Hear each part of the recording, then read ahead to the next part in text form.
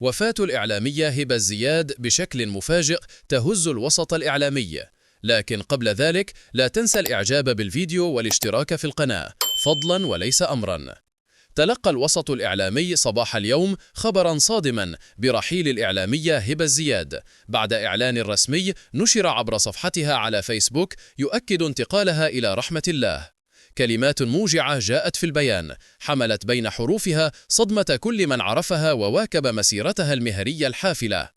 هبة الزياد لم تكن مجرد إعلامية عادية، فقد كانت صاحبة حضور مميز وأسلوب قوي، وقدمت خلال مسيرتها أكثر من 32 برنامجا في مجالات اجتماعية، سياسية، ثقافية وفنية، لتصبح من أبرز الوجوه الإعلامية التي تعلق بها الجمهور خلال السنوات الأخيرة.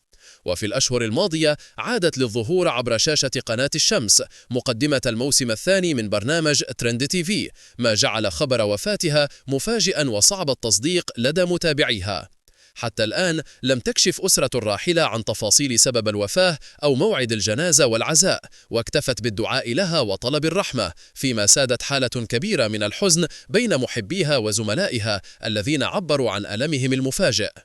رحلت هبة الزياد، لكن حضورها الإعلامي وتأثيرها لن يغادر ذاكرة جمهورها، فقد تركت بصمة واضحة في كل عمل قدمته وشغفا حقيقيا بالمحتوى الإعلامي الهادف. نسأل الله أن يرحمها رحمة واسعة ويجعل مثواها الجنة ويلهم أهلها ومحبيها الصبر والسلوان.